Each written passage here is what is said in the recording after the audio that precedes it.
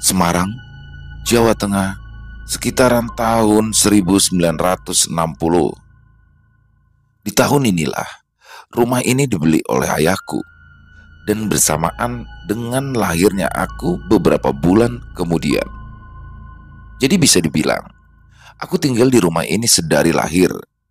Dan sebagai gambaran, ini adalah sebuah rumah biasa dengan sepetak pekarangan yang cukup luas di belakangnya.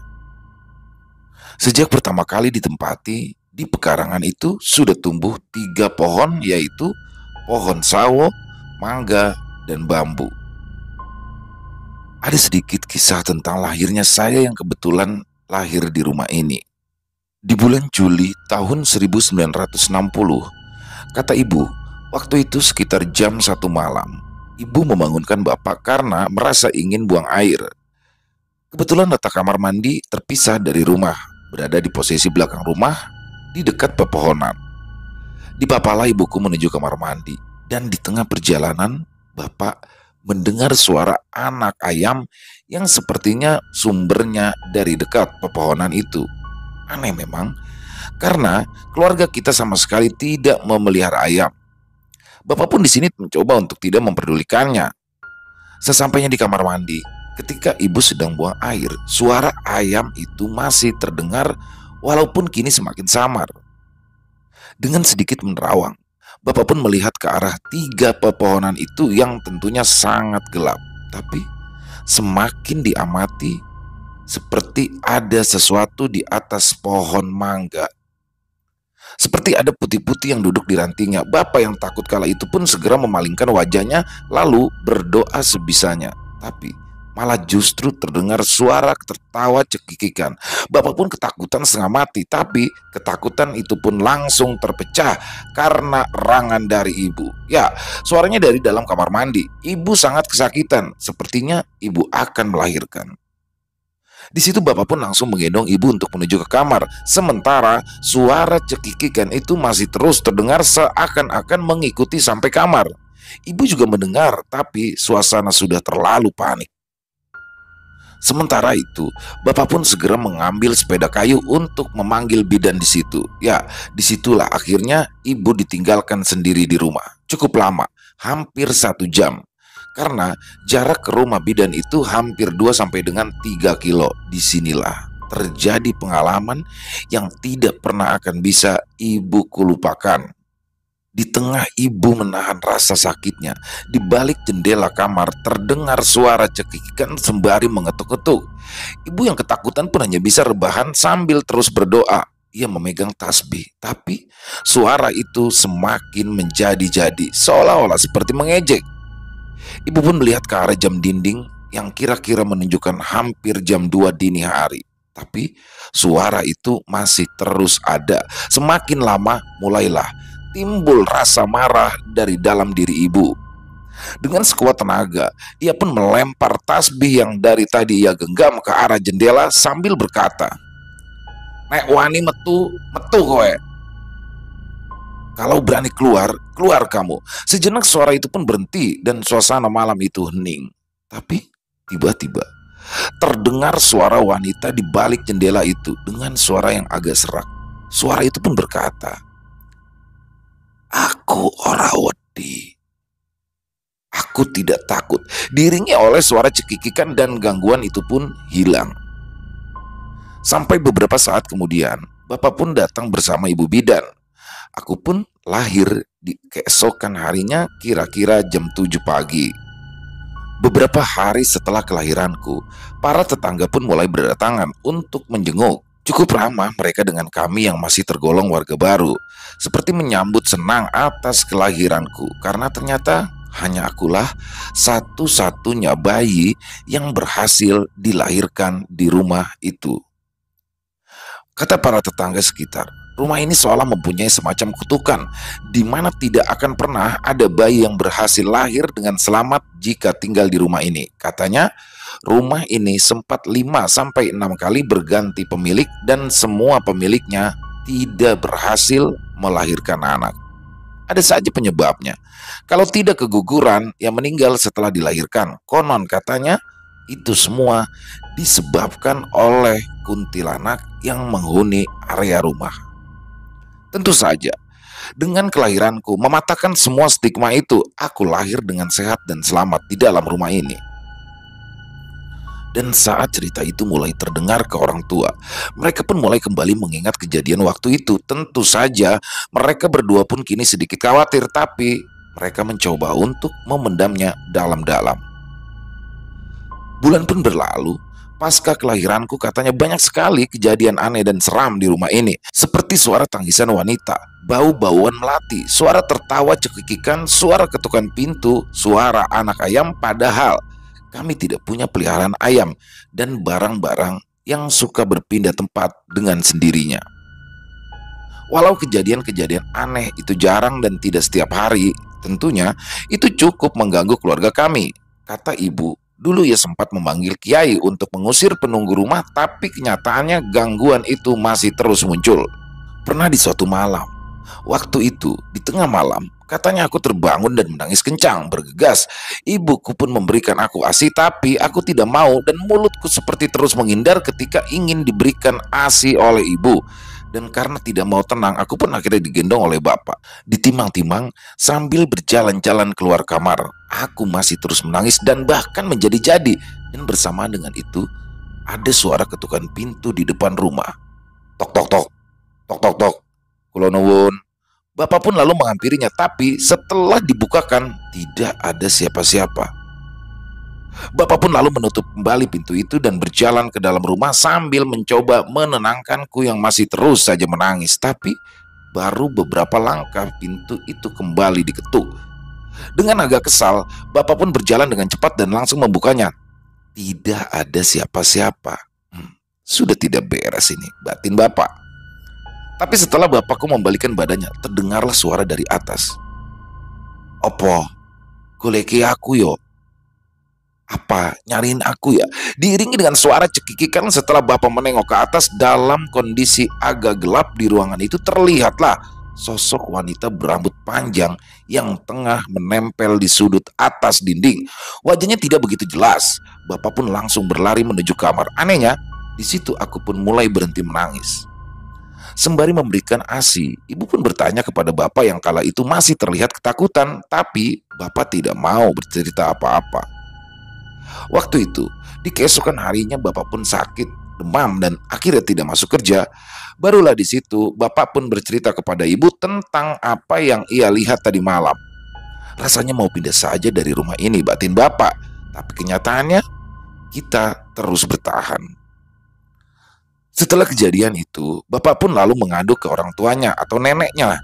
Dan akhirnya diputuskanlah nenek untuk ikut tinggal di rumah ini untuk menemani ibu. Kebetulan nenek adalah seorang kejawen. Beliau sangat pemberani dengan hal-hal yang seperti itu. Sebenarnya nenek sudah tahu tentang rumah ini, tapi memang beliau ini ibarat kentongan. Bila tidak ditabuh, tak akan berbunyi, bahkan pada anaknya sendiri. Seandainya bapak tidak mengadu ke nenek, tentu nenek akan diam saja dan menganggap jika bapak bisa mengatasinya sendiri.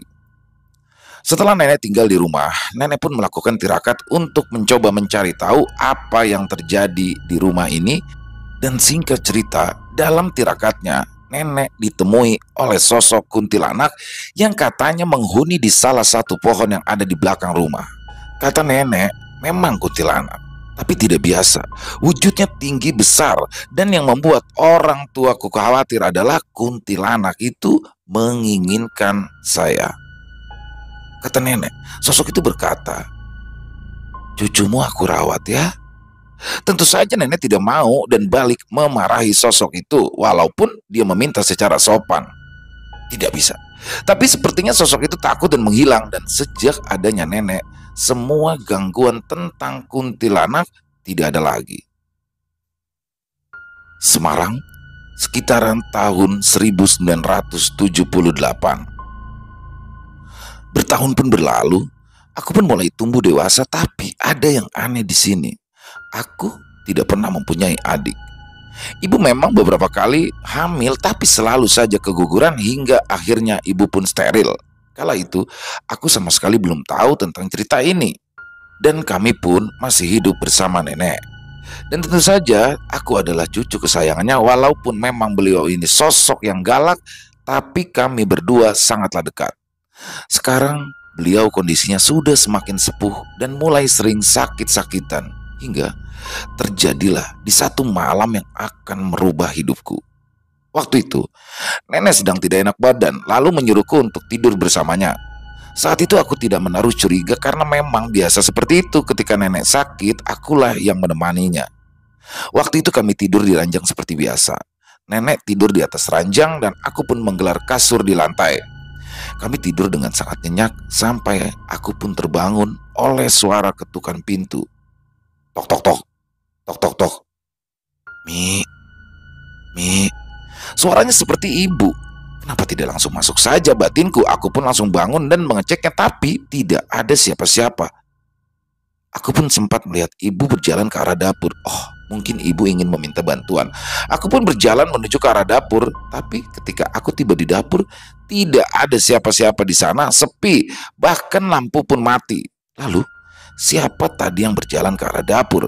Bergegaslah aku ke kamar ibu dan benar, ternyata ibuku berada di dalam kamar.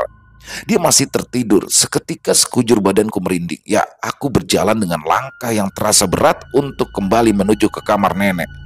Ketika beberapa langkah, ada yang tiba-tiba saja menepuk pundak. Refleks spontan aku pun langsung menoleh. Aku diam terpaku. Di situ terlihat sangat jelas, walaupun suasana agak gelap, sosok berbaju putih. Tingginya hampir menyentuh langit-langit rumah. Lalu sosok itu pun agak menunduk dan berkata, "Kamu nyariin aku ya? Sekarang sudah ketemu," katanya sambil tertawa. Pikiranku seperti hilang, mau berteriak pun tidak bisa. Seketika semuanya gelap. Aku jatuh, tidak sadarkan diri, dan baru bangun di keesokan harinya dan mengalami demam yang sangat tinggi. Hampir 2 hari.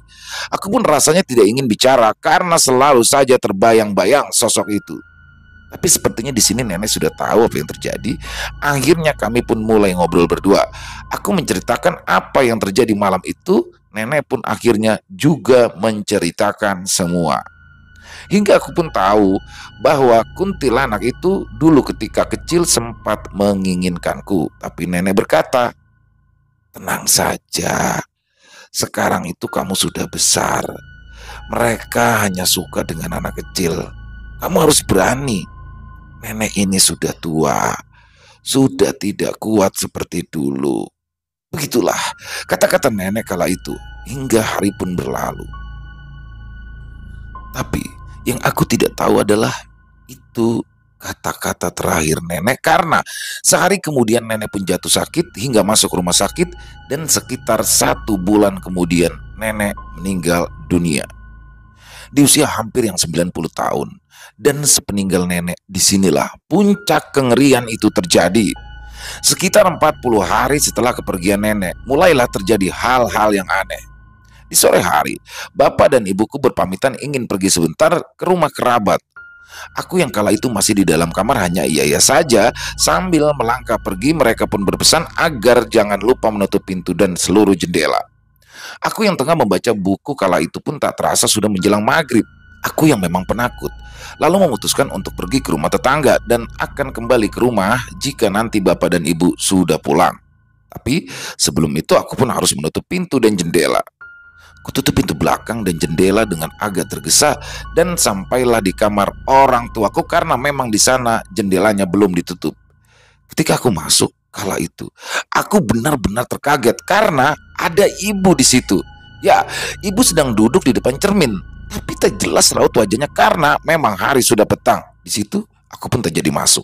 Aku langsung berpikir jika itu bukanlah ibuku. Aku pun lalu berjalan perlahan mundur dan lari keluar rumah hingga sekitar pukul 8 malam bapak dan ibuku datang menjemput. Setelah itu, aku memang sengaja tidak menceritakan kejadian itu kepada kedua orang tuaku karena aku tidak ingin membuat mereka gelisah dan berpikir macam-macam. Seperti kata nenek, aku pun harus menjadi wanita yang kuat, walaupun sebenarnya aku mulai tidak betah lagi tinggal di rumah ini. Selang 1 hari, aku pun mulai mendengar suara anak ayam. terdengar berkeliling di rumah. Sudah aneh memang, karena sekali lagi kami tidak pernah memelihara ayam. Aku mencoba tidak mau ambil pusing. Ku tarik selimut dan mencoba untuk tidur, tapi di tengah malam lagi-lagi aku dibangunkan oleh suara ketukan. Tok tok tok, tok tok tok. Suaranya dari pintu kamar. Kudiamkan saja, tapi ketukan itu berpindah ke jendela. Jelas sekali karena berada tepat di atasku. Aku yang sangat ketakutan bersembunyi di balik selimut, tapi di balik selimut suara ketukan itu masih terus terdengar. Di situ aku sangat tidak bisa tidur dan terdengarlah suara pintu kamar terbuka. Aku yang melihat dari balik selimut seperti ada orang yang masuk. Karena memang lampu yang tidak saya matikan, terlihatlah bayangan itu. Aku pun langsung merasa jika itu bukanlah sosok bapak ataupun ibuku. Ya, sosok itu terlihat semakin mendekat. Aku yang takut pun langsung memejamkan mata sambil terus berdoa sebisanya. Dan terasa ada yang mengelus-ngelus badanku. Walau masih dalam keadaan berselimut tipis, tapi sangat terasa elusan tangannya begitu kasar. Aku pun sama sekali tidak bisa bergerak. Keringat mulai bercucuran sambil terus berdoa. Perlahan sosok dan elusan itu pun sudah tidak terasa. Kukuatkan diriku untuk menyingkap selimut ini. Dan ketika ku buka selimut, tidak ada siapa-siapa. Tapi di situ pintu kamar tertutup dengan sendirinya, disusul suara tertawa lirih. Suasana pun seketika hening. Aku mencoba bangkit dari tempat tidur untuk mengunci pintu. Tapi ketika aku hendak berjalan, seketika pintu itu terbuka, lalu terbanting dengan keras hingga membangunkan bapak dan ibuku. Beberapa saat kemudian, bapak pun datang memeriksa ke kamar dan bertanya, "Ada apa?" Aku hanya bisa menangis lalu menceritakan apa yang sudah terjadi, dan di malam itu pun aku tidur bersama bapak dan ibu. Walaupun sebenarnya aku sudah tidak ngantuk sama sekali. Hingga pagi menjelang, keesokan harinya aku pun kembali demam. Di situ akhirnya kami semua pun saling bercerita. Karena setelah nenek meninggal memang kita semua diganggu oleh sosok kuntilanak itu. Akhirnya bapak dan ibu berembuk untuk mencari solusi. Hingga bapakku pun teringat dengan teman nenek yang masih hidup. Ya, teman sesama kejawen. Akhirnya bapak pun menemui orang itu. Namanya Eyang Jiwo. Singkat cerita, datanglah beliau ke rumah. Orangnya sangat kalem, bahasanya kromo inggil atau Jawa halus. Perawakannya ramping dan tatapannya sayu. Pada awalnya saya sempat meragukannya karena karakternya yang berbeda dengan nenek saya yang terlihat galak dengan tatapan matanya yang tajam. Tapi ternyata aku salah. Di situ Eyang Jiwo berkata, "Dulu almarhum Mbak Suratmi sudah pernah bicara dengan saya jika rumah ini ada penunggunya." Kami pun lalu ngobrol panjang lebar, dan di tengah obrolan Eyang pun seketika memotong pembicaraan lalu meminta air serta sapu lidi. Waktu itu hari masih siang. Beliau pun lalu mengajak kita semua ke belakang rumah. Eyang pun mulai menyapu di bawah ketiga pohon itu. Kami masih bingung sedang apa Eyang Jiwo. Lalu Eyang Jiwo pun menyuruh kita mendekat, menuangkan air di tanah tepat di bawah pohon sawo. Tepat di bawah pohon sawo, beliau pun menyuruh bapak mengambil cangkul dan menyuruh bapak untuk menggali tanah yang sudah dibasahi oleh air itu. Bapak pun lalu mulai menggali tanah itu. Lumayan dalam hingga seukuran lengan orang dewasa, dan apa yang ditemukan? Beberapa serit kutu berjumlah 8 buah. Dan ibu juga mulai ingat itu adalah serit punya ibu yang hilang. Dulu serit itu selalu ditaruh di samping bantalku ketika aku masih bayi bersama gunting dan pisau kecil, katanya untuk tolak bala. Akan tetapi setiap hari serit itu selalu saja hilang. Ibu pun membeli lagi dan hilang lagi ketika ditaruh di samping bantalku. Sungguh tidak masuk akal. Kata Eyang Jiwo, serit ini diambil oleh kuntilanak itu. Dikumpulkanlah serit itu dan Eyang Jiwo menyuruh bapak untuk menggali lebih dalam. Lalu ditemukan lagi gumpalan rambut yang sangat berbau busuk. Eyang Jiwo pun mengambil rambut itu lalu membentangkannya. Di sini sangat aneh karena rambut itu panjangnya hampir 3 meter. Rambutnya agak gembel, baunya sangat-sangat busuk. Eyang Jiwo pun meletakkannya bersamaan dengan serit-serit itu, dan beliau pun mengajak kami masuk ke dalam rumah. Dia akan marah karena ini, kata Eyang Jiwo. Tapi memang inilah yang harus dilakukan. Sambil menunggu malam, Eyang Jiwo pun terus bercerita tentang sosok almarhum nenek. Kata beliau, nenek sebenarnya bisa melakukan hal ini, tapi dia tidak tega karena menurut kepercayaan Jawa, mereka atau makhluk halus juga punya kehidupan. Jadi menurut nenek, bila kita dan mereka saling bersinggungan, lebih baik jauhkan saja. Jadi, yang selama ini nenek lakukan hanyalah menahan agar kuntilanak itu tidak mengganggu. Tapi sepeninggal nenek, mungkin tidak ada lagi yang bisa menahannya. Sehingga sosok itu pun kembali mengganggu. Begitulah penjelasan dari Eyang Jiwo. Ini sudah melampaui batas, jadi harus ditindak, kata beliau. Dan singkat cerita, malam pun tiba, Eyang Jiwo akan melakukan pemindahan. Tapi di sini Eyang Jiwo tidak sendirian. Beliau kala itu bersama dengan Mas Pangge, keponakan dari Eyang Jiwo. Ritual pun dilakukan tepat di depan ketiga pohon itu. Jadi di situ ada bapakku, Eyang Jiwo, dan juga Mas Pangge. Sedangkan aku dan ibu disuruh menunggu di dalam rumah. Jadi apa yang dilakukan mereka di situ aku pun tidak tahu. Aku dan ibuku menunggu di dalam rumah hingga kurang lebih 1 sampai 2 jam. Hingga kami pun hampir ketiduran. Tapi sekitar jam 2 dini hari, kami mendengar suara tangisan dan suara rintihan wanita dari arah belakang rumah. Bergegaslah kami mengintip dari balik jendela. Terlihat kala itu kobaran api. Mas Panggi yang duduk bersimpuh menghadap ke arah kami, dan bapak serta Eyang Jiwo yang duduk bersila menghadap ke arah sebaliknya. Suara tangisan itu seolah seperti keluar dari mulut Mas Panggi, tapi benar-benar seperti suara wanita. Sepertinya dia dirasuki. Terlihat Eyang Jiwo sedang berdebat dengan sosok yang merasuki Mas Panggi. Kami pun yang mengintip dari balik jendela yang ruangannya memang sengaja dimatikan lampunya. Tapi tiba-tiba, "Sini kamu, gak usah ngintip-ngintip," kata sosok itu keluar dari mulut Mas Panggi. Suaranya benar-benar berat. Suaranya serak dan berat. Yang pun lalu memanggil kami berdua. Kami pun menghampiri dengan gugup dan setengah ketakutan. Kami duduk bersama.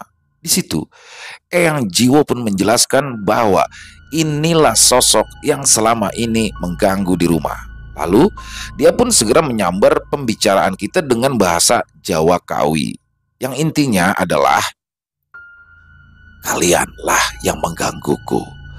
Perempuan sundel itu mengurungku selama 17 tahun. Perempuan yang dimaksud sosok itu adalah nenekku. Dan sekali aku menatap mata Mas Panggi, dia balik menatapku. Sangat mengerikan dan sungguh sangat mengerikan. Wajahnya berubah menjadi terlihat tua dan kantong matanya terlihat hitam dengan ludah yang terus keluar. Baru satu kali ini seumur hidupku aku melihat orang kesurupan. Ya, dia seperti akan mengamuk." Kemudian Eyang Jiwo membakar satu serit dan dia pun merintih seperti kesakitan. Disitulah Eyang pun mulai mengajak dia untuk berunding, yang intinya menyuruhnya untuk pindah dari rumah ini. Sosok itu pun menolaknya. "Aku lebih dulu tinggal di sini." Lalu Eyang kembali membakar seritnya sembari kembali berunding. Dia memohon ampun, masih kesakitan, tapi dengan dingin Eyang pun berkata, "Mau pakai cara halus atau cara kasar?" Sembari kembali terus membakar serit satu demi satu sampai tinggal serit terakhir. Dia pun lalu menyerah. Dan ketika serit itu akan dibakar, akhirnya sosok itu setuju pindah, tapi dengan satu syarat.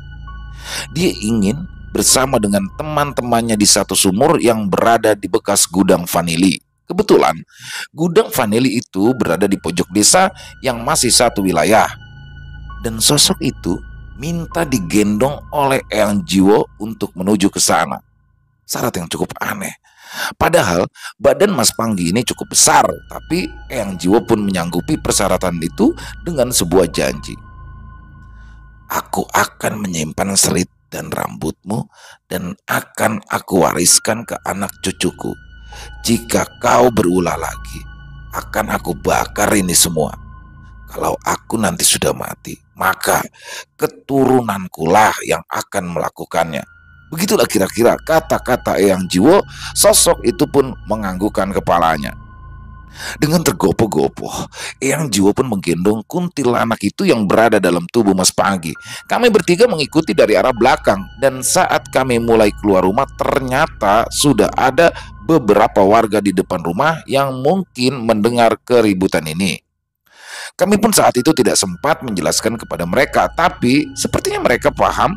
Kami pun terus berjalan untuk mengikuti Eyang Jiwo yang masih menggendong Mas Panggi. Di sini saya mulai heran. Eyang Jiwo ini adalah seorang kakek-kakek berumur 80 tahunan, tapi beliau ini terlihat seperti tidak begitu berat berjalan dengan beban sebesar itu. Bahkan dia sesekali terlihat berlari-lari kecil saat mengangkat beban itu. Akhirnya sampailah kita di sumur bekas gudang vanili itu. Eyang pun lalu menurunkan Mas Panggi dan berkata, "Sudah sampai, turun." Sosok di dalam Mas Panggi itu diam sejenak lalu menangis terseduh-seduh, benar-benar mengeluarkan air mata. Intinya dia meminta maaf kepada keluarga kami, dan dia pun menjelaskan satu hal, bahwa tentang kutukan kelahiran di rumah itu sesungguhnya tidak benar. Intinya sosok itu memang suka dengan bayi ataupun anak kecil, tapi sosok itu tidak mempunyai kemampuan untuk merenggut, apalagi merawat. Soalnya dulu dia pernah bilang ingin merawatku, itu hanya sebatas ungkapan saja. Akhirnya sosok itu pun berpamitan dan keluar dari badan Mas Panggi. Seketika Mas Panggi terkulai lemas, lalu tak lama kemudian ia memuntahkan cairan hitam. Mas Panggi juga sempat tidak sadarkan diri untuk beberapa saat. Jujur, kami dan para warga yang ikut kala itu masih tercengang heran, apalagi aku yang menyaksikan ini sedari tadi. Kata Eyang Jiwo, "Ini memang tak masuk di nalar, tapi inilah tanah Jawa."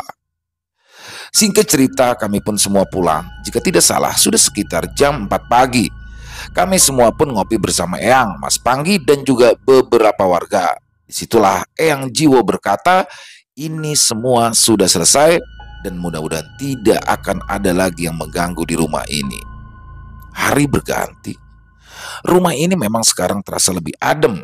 Sudah tidak ada lagi gangguan-gangguan di rumah ini. Tahun pun berlalu. Aku masih tinggal di rumah ini hingga akhirnya aku menikah dan punya anak, dan sekarang memiliki cucu. Rumah ini pun masih aku tempati sampai sekarang, walau sampai saat ini terkadang ada orang yang masih menganggap jika rumah ini adalah rumah kuntilanak. Selesai. Wow, luar biasa. Kisah yang sangat luar biasa ya. Jadi kisah ini narasumbernya adalah Ibu Sulami ya. Jadi perempuan, Ibu Sulami, yang mana akhirnya sampai tinggal sampai dengan saat ini masih di hunian di rumah lawas ya, yang ada di daerah Semarang. Mungkin teman-teman subscriber yang dari daerah Semarang tahu lah ya, hunian lawas ini di Semarang, dan cukup terkenal sekali kisah ini. Dan tapi horornya dapat banget ya, horornya dapat banget. Memang ini karya-karyanya Mas Agil ya, Mas Agil. Jadi karya-karyanya Mas Agil itu tuh mayoritas tentang rumah, dan dapat banget sih. Emang seremnya di situ. Sosok kuntilanak penghuni rumah. Luar biasa. Dan semoga bisa menghibur teman-teman semua ya, khususnya para penikmat pecinta horor, lebih khususnya lagi kepada para subscriber dari Ilo Bercerita. Dan banyak sekali yang bisa kita ambil dari kisah barusan. Intinya ya, kita jangan sampai kalah lah ya sama makhluk selain kita ya, makhluk jin, apalagi jin yang secara derajat itu ada di bawah kita. Jadi mereka lah yang pindah gitu, jangan kita yang pindah, jangan sampai kita yang kalah. Ini keren banget Ibu Sulami dan keluarganya, bahkan sampai sekarang masih menempati. Kalau mungkin kebanyakan orang udah takut ya, mungkin saya juga takut sih, apalagi lebih memikirin anak ya, anak kita atau keturunan kita nantinya. Tapi keren banget. Dan silakan buat teman-teman yang mungkin punya komentar lain, bisa tuliskan di kolom komentar, ataupun hanya sekedar saling menyapa, silakan. Insya Allah kami akan membalasnya satu persatu. Dan buat yang suka dengan videonya, bisa diklik tombol like-nya, tombol jempolnya, bisa juga di-share ya linknya ke teman-teman yang lain agar bisa ikut menikmatinya. Dan buat yang belum subscribe, jangan lupa yuk diklik tombol merah subscribe-nya, dan lonceng notifikasinya diklik agar teman-teman selalu mendapatkan notifikasi dari konten-konten yang akan kami upload selanjutnya. Untuk Ilo Bercerita, channel ini upload setiap hari jam 10 malam.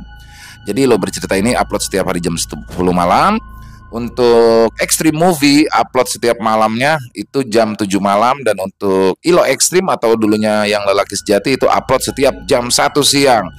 Jadi sekali lagi kami tegaskan di sini, 3 channel itulah 3 channel resmi kami. Selain itu pastikan itu bukan punya kami.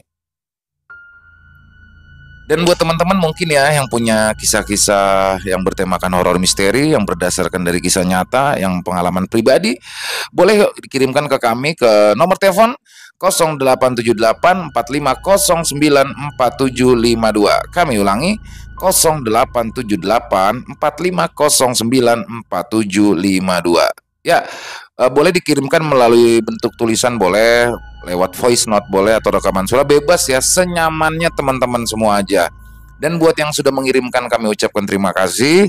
Buat yang sudah mengirimkan tapi belum dibawakan, mohon bersabar ya, karena insya Allah kami akan membawakannya satu persatu setelah selesai digarap. Itu aja. Di akhir kata, saya Ilo mohon maaf apabila ada kesalahan saya dalam berkata-kata. Apabila mungkin ada kata-kata saya yang kurang berkenan di hati teman-teman, saya mohon dibukakan pintu maaf yang seluas-luasnya, karena saya hanyalah manusia biasa, tempatnya salah dan dosa. Dan sampai jumpa lagi di konten-konten kami selanjutnya yang pasti tidak kalah serunya, yang pasti tidak kalah horornya. Masih bersama saya Ilo di Ilo Bercerita. Salam sehat, sukses selalu untuk kita semua. Amin amin ya robbal alamin. Wassalamualaikum warahmatullahi wabarakatuh.